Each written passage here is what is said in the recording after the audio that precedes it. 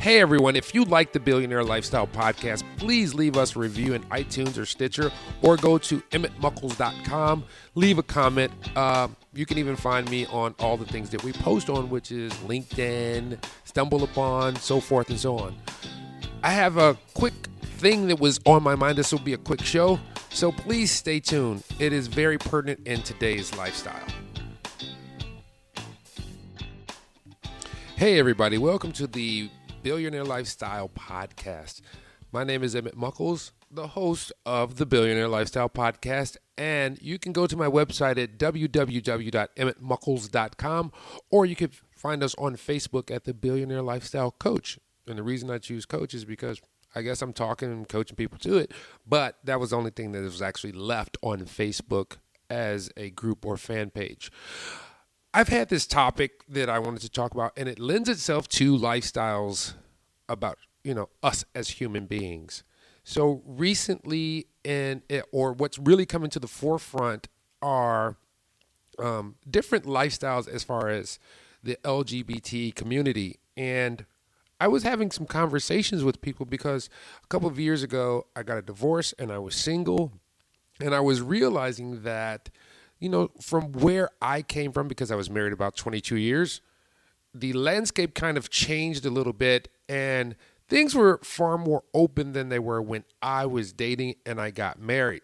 Now, me as a heterosexual male, I'm pretty open. I'm pretty liberal about my things and accepting people. Long as you don't hurt anybody or do any detriment to another human being, be who you are. That's how I feel about it. Partner with who you want to partner with. I don't have that judgment, because me as an African American man, or black, whatever you want to call me, historically America has called me or labeled me, I've had to deal with my own judgment issues. So I was talking with my youngest daughter about it, and a friend of mine who's a lesbian. And I said, I have a question about how to approach someone who you're not sure how they identify. And the funny thing about it is I got some very mixed answers that left me even more confused. So if you see a trans woman or someone who you're not quite clear as to how they identify sexually, if you think it's a female, do you say ma'am, her, she? If it's a guy, do you say, hey, dude, guy, bro, sir, him? It's a confusion out there, and all I want to do, and I think what someone would want to be is just respected. But it's hard to know when you have no clear definitions in our society. I mean, this is kind of broadening out in the lexicon of America continuously. With that being said, there has to be some definitions, because things are just coming into their own form right now. I watched this thing. It was actually a parody where a gay male, this was on Shameless actually, and this is what really brought it to the forefront. I was thinking about it before, and I was talking with people, my colleagues and things like that. But this show, when Shameless came on, which is one of the Gallagher brothers, he is gay, but then he met a trans man who had not had an operation to obtain a penis, and he was kind of taken aback because he was attracted to this person, but he didn't know how to react because it went against what he defined in his life as a gay man. And I was like, wow, that's some serious things. And then I began to think about all the things that could come off of that, all the different kinds of relationships that you can have outside of a heterosexual relationship, with a male partnering with a female and a female partnering with a male. Not too long ago in this country, it was considered taboo if you dated someone who was not of your ethnicity. And since I recently got married for the second time, I did some research and found out I was wondering why we had to have a marriage license sanctioned by some federal or government agency.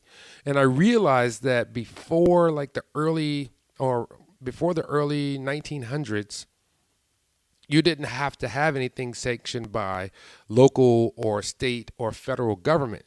The only thing you had to do was notify your church that you would like to have a union between you and someone else. It wasn't until slavery ended and they wanted to have licenses or license or prevent certain people from marrying, did they bring into effect, or this is one of the reasons why, bring into effect the fact that you had to have a marriage license.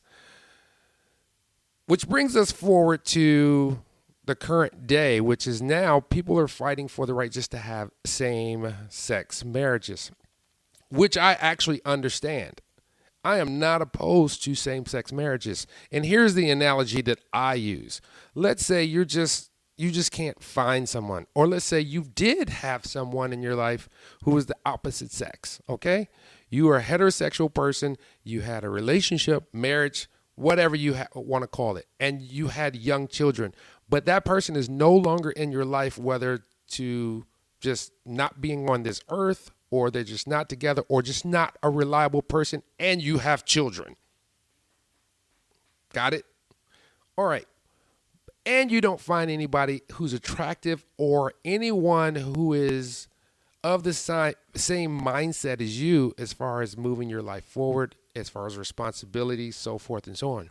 But you do have a friend who has a like situation. And you two say, we want to be partners so that we can A, share assets. B, if something happens to me or you, one of us can take care of the other. And it's just like a marriage. Because the only other way to actually do that is become business partners and share assets. But the easiest way would be to say, hey, we are a domestic partnership, and I'm giving license to this other individual, to my assets and my personal belongings and who I am, and they are doing the same to me. So I very much understand the partnering aspect of same-sex couples. But here is my biggest thing that I'm having, I need definition with. How do you approach someone when you're when you're ambiguous of what they are? How do I approach you? And I don't have anything about, once you get past what your name is or how I should address you or how I should respect you, then everything else is easy because, you just accept them as a human being. You accept someone else as a human being and respect them as you would want to be respected. But just like things that you're not familiar with, you have to understand and acclimate yourself so that you don't do anything freaking stupid. Because I'll give you, for instance, every once in a while, I'll come across somebody who says some things that I'm like, where have you been for the last 40 years? I know, I'll give you, for instance, I was reading this book, the early Jack Reacher books by Lee Childs. And this was written, so that was written in 1998.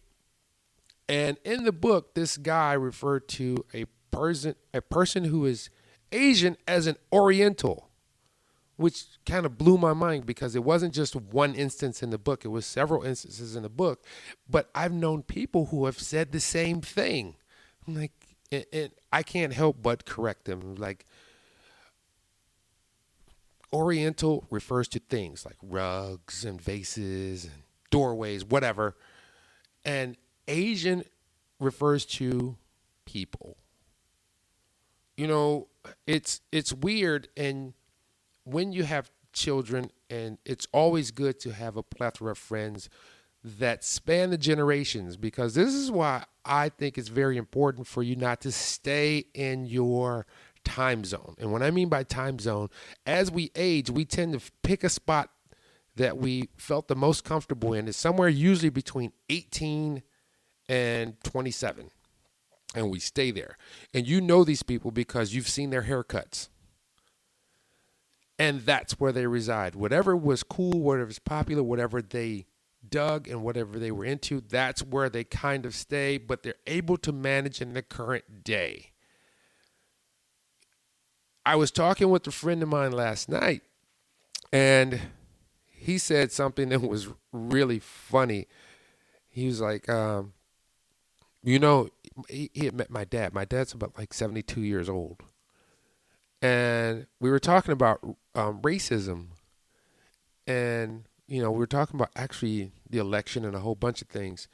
And I said to him, I was like, my dad probably suffered some racism, the stuff that was in the 60s and the 50s, right?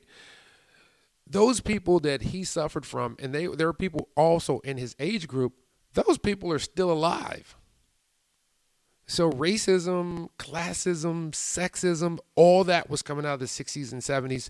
And now we have an emergence of a group of individuals who are coming to the forefront now. Their lobby is very big. The LGBT community's lobby is very big and growing. And you have to be able to respect them. Find out what their definitions are, find out what their boundaries are, and respect them. And that's all I want to find out, because I don't see it in the conversation as to how to respect people. That's what it's all about.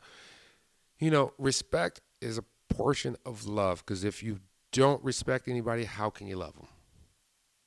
I'm going to go back to this movie that when I first started, you know, seeing the inklings or recognition in my life of, you know, trans people. I remember there were these movies that were coming out in the 80s, because I remember there was this one girl, she was extremely hot, like beautiful, and it was a movie called Just One of the Guys, where a girl dressed up like a guy so she could, I think, get into a school or something like that, or an internship. She kind of looked like Ralph Macchio when she was a dude, but it turns out, you know, she's a very pretty woman, but she also looked like a guy. And things are happening nowadays. And I've been, you know, I've talked to my daughter. I've talked to my some friends who are quite a bit younger than I, and they have the sentiments. And these are heterosexual individuals, or some aren't, but they say we're just as confused too, because you have to take it by case basis. You have to find out what that person that you want to have a relationship with as far as human beings, and see what they consider disrespectful and how they want to be acknowledged. This is just something that was on my head. And because it's a lifestyle, and this is the billionaire lifestyle, which means there's billions of lifestyles, and you just have to carve yours. It doesn't mean that you have to have the most money in the world. It could mean I want to make $30,000 and live very comfortably off of that. It could mean I want to make as much money as humanly possible, because that's the lifestyle I want to live. Whatever it is. It could mean you just want a large family and you just want to get by and be able to experience life without having to go to work for 40 hours. It could be anything. There's billions of lifestyles, and there's billions of things available to us. And that's one of the things that I want to point out. But you have to respect people, because without people, we are not really alive. Just like I've always said to somebody, I always say hi to people as I'm passing by them, or I at least acknowledge them, because life is like this. I don't exist in your world unless you acknowledge me. You don't exist in my world unless I acknowledge and notice you. This sounds like a rant. It's just a topic that was kind of deep in the recesses of my mind, and it's been trickling forward, especially with the advent of Jenner, who was a very heterosexual man and decided to become a woman. Said, I've been a woman all my life. And just came out, you know. It's just, you have to take what you think you know and see it from someone else's eyes. So Bruce Jenner is no more. I know I'm looking some things up. And Bruce Jenner is now Caitlyn Jenner. And no one really saw it coming until recently. But all that time, how did that person want to be acknowledged as? That's all you want. All I'm trying to figure out. How do I acknowledge you and how do I respect you? And I think other people are thinking it as well, but they don't want to ask. Go live the billionaire lifestyle. Do what you do. Do the good stuff and keep doing more of it. Till next time, peace.